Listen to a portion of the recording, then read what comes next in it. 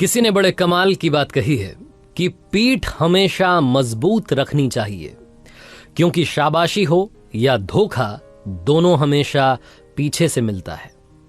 Hi guys, मेरा नाम है आरजे कार्तिक और आपके लिए एक छोटी सी कहानी। ये कहानी आपको सिखाएगी कि जिंदगी में जब धोखा मिले तो क्या करना चाहिए। बात पुराने जमाने की एक व्यापारी का प्रेम विवाह हुआ। उनकी लव स्टोरी की लोग मिसाल देते थे। वो कपल शानदार कपल के नाम से जाना जाता था। लोग कहते थे कि प्यार हो तो ऐसा हो। हर किसी को उनके एक ट्रेडिशन के बारे में मालूम था। पूरे नगर में जब मशालें बुझ जाती थीं तब भी उनकी छत पर एक मशाल जल रही होती थी, पूरी रात जलती थी। उनके प्रेम के बारे में वहां के राजा रानी को भी मालूम था। एक दिन राजमहल की छत पर खड़े होकर के राजा साहब अपनी रानी के साथ में आकाश निहार रहे थे, चांद तारे देख रहे थे। उसके बाद में नीचे अपने नगर को देखा। अंधेरा था, लेकिन एक मकान की छत पर मशाल जल रही थी। दोनों ने एक दूसरे को निहारा। उसके बाद में चर्चा शुरू हुई।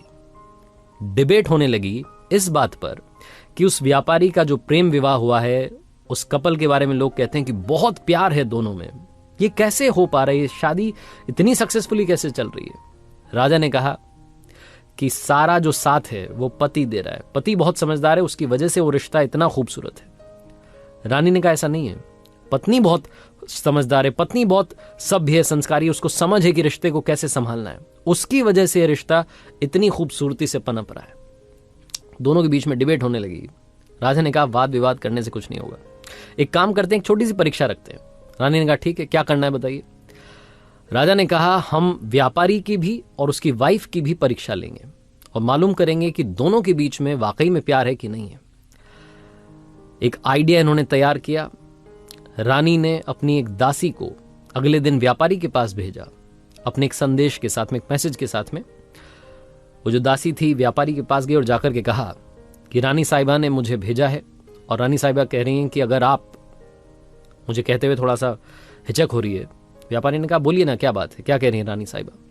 तो दासी ने कहा कि रानी साहिबा कह रही हैं कि अगर आप अपनी पत्नी की हत्या कर दें तो रानी जी आपसे शादी करने के लिए तैयार हैं। वो आप पर मंत्र मुग्ध हो गई हैं, आपसे मोहित हो गई हैं। व्यापारी ने कहा कि आप मेरी तरफ से उनसे माफी मांगिएगा और उनसे कहिएगा कि 1000 रानियां भी आ जाएं तब भी मैं अपनी पत्नी को नहीं त्याग सकता, जिंदगी भर उसके साथ रहूंगा, उसकी रक्षा करूंगा। वो दासी ये मैसेज लेकर के वापस रानी के पास आई। अब की बार जो थी बारी वो राजा की थी और अब टेस्ट होना था उस व्यापारी की पत्नी का। राजा ने एक नौकर को वहां भिजवाया, एक संदेश उसके साथ में भिजवाया। नौकर ने जाकर के उस व्यापारी की पत्नी को कहा उसी दिन उसके घर पहुंच करके कि एक संदेश राजा साहब ने भिजवाया है और वो कह रहे हैं कि अगर आप अपने पति की हत्या कर दें तो राजा साहब आपसे विवाह कर लेंगे और आपको हमारे राज्य की रानी घोषित कर देंगे। जो व्यापारी की पत्नी थी उसने कहा कि आज रात में 2 से 3 बजे के बीच में हमारे घर की छत पर जो मशाल जलती रहती है वो बुझ जाएगी और जब वो बुझ जाए तो समझ जाइएगा कि मैंने अपने पति की हत्या कर दी है। मैं राजा साहब का ये जो प्रस्ताव है इसे मानने के लिए तैयार हूं।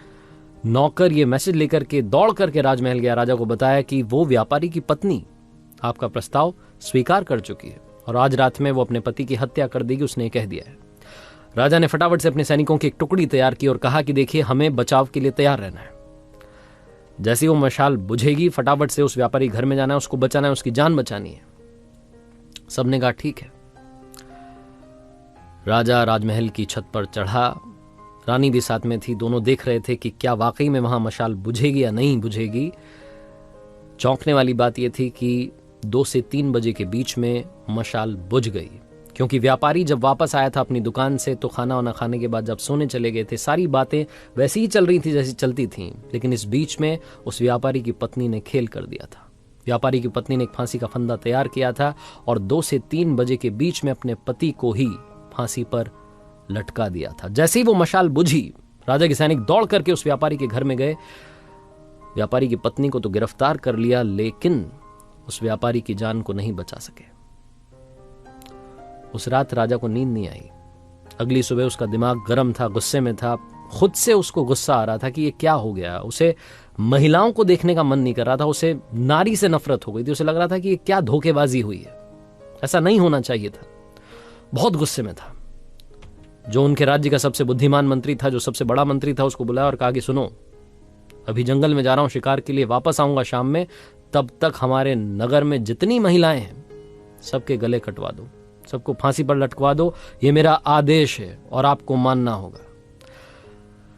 राजा को पता नहीं क्या हो गया। राजा घोड़े पर सवार होकर के जंगल की तरफ निकल गया। यहां मंत्री के होश उड़ गए। उसे समझ नहीं आया कि ये क्या हो रहा है। राजा साहब ने क्या उलूल जुलूल सा आदेश दे दिया। उन्हें महिलाओं से नफरत हो गई।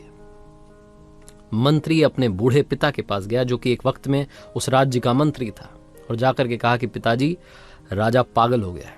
राजा कह रहा है कि जितनी भी नारियां हैं, जितनी महिलाएं हैं, उन्हें खत्म कर दो। उसे नारी जाति से नफरत हो गई। वो जो बूढ़ा पिता था उस मंत्री का, उन्होंने कहा कि बेटा एक काम करो, सबसे पहले तो तुम छुप जाओ, क्योंकि राजा आएगा तो गुस्सा तुम पर निकालेगा। मैं उससे बात कर लूंगा, तुम परेशान मत होना। शाम में राजा वापस आया और आकर के देखता है कि उसके नगर में वैसे ही महिलाएं घूम रही हैं। उसका गुस्सा और बढ़ गया। अपने राजमहल में मंत्री को ढूंढा, नहीं मिला तो उसके घर पहुंचा। घर जाकर के पूछा तो मालूम चला कि मंत्री वहां नहीं था। वहां था उस मंत्री का बूढ़ा पिता। उस मंत्री के बूढ़े पिता के पास राजा गया। उस मंत्री के बूढ़े पिता ने कहा, राजा साहब की जयकार हो। राजा साहब कैसे आना हुआ?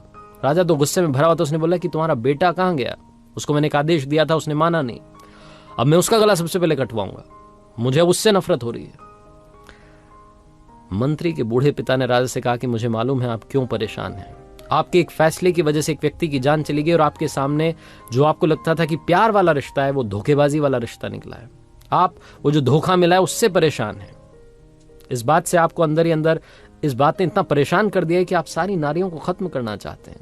लेकिन राजा साहब, आपका आदेश माना जाए उससे पहले, क्योंकि मैं आपके पिताजी के राजपाट जब उनका था उस वक्त मैं मंत्री था, तो मेरी एक छोटी सी बात सुन लीजिए। कहानी मैं आपको सुना देता हूं, आपको सब समझ में आ जाएगा। राजा ने कहा, सुनाइए फटाफट से, क्या बात है आपके पास? तो उस मंत्री के बूढ़े पिता ने, जो एक वक्त में उस राज्य का मंत्री था, उसने एक छोटी सी कहानी सुनाई। उसने कहा कि राजा साहब, एक बार मैं आपके पिताजी के साथ में शिकार के लिए निकला था। हम रास्ता भटक गए थे। मैं जंगल में अंदर की तरफ चला गया। मुझे बाहर निकलने का रास्ता नहीं मिल रहा था। तभी मैंने देखा कि एक योद्धा अपने घोड़े पर सवार होकर के आया। उसने रस्सी मुझ पर फेंकी और मुझे बांध करके अपने साथ ले गया। मुझे पता नहीं था कि कहां ले जा रहा है। मुझे कब्रिस्तान में लेकर के गया। जब कब्रिस्तान में लेकर के गया तो मुझे लगा कि मेरा खेल यहीं खत्म होगा। मैंने बहुत अपनी जान बचाने की कोशिश की, लेकिन वो बहुत ताकतवर था। एक कब्र के पास में, उस कब्र के ठीक नीचे की तरफ, उसने एक गड्ढा खोदना शुरू किया और मुझसे कहा कि चुपचाप मेरा साथ दो। हमने मिलकर के वहां 2 कब्रें खोदी। मुझे तो समझ में आ गया था कि एक में तो मुझे दफनाया जाएगा, मेरी मौत होने वाली है। दूसरी में किसको दफनाया जाएगा मुझे पता नहीं था। वो जो योद्धा था, वहीं पास में खंडहर था। फटाफट से दौड़ के गया उसकी छत पर। उसने मुझे घोड़े से बांध रखा था और उस छत पर से एक सरकटी लाश नीचे फेंक दी। मैं डर गया, क्योंकि वो जिसकी लाश थी, ऐसा लग रहा था कि अभी अभी उसका मर्डर हुआ है, अभी अभी उसकी हत्या की गई है। वो योद्धा उतर करके वापस नीचे आया और मुझसे कहा कि सुनो, इसको दफनाना है। वो जो एक कब्र थी, उसके पैरों की तरफ वो जो सरकटी लाश थी, उसको दफना दिया गया। मैं डर रहा था राजा साहब। मुझे लगा था कि जो दूसरी कब्र है, इसमें मुझे दफनाया जाएगा। लेकिन उस योद्धा ने जो मुंह पर कपड़ा बांधा हुआ था उसे हटाया। वो एक खूबसूरत कन्या थी, महिला थी। उसने कहा कि घबराओ मत, मुझे मालूम है तुम कौन हो। तुम इस राज्य के मंत्री हो और इस राज्य के राजा को जाकर के मेरा संदेश देना। उनके एक राजकुमार ने मेरी हंसती खेलती जिंदगी को बर्बाद कर दिया, और राजकुमार मुझे पाना चाहता था, इसलिए मेरे पति की हत्या कर दी।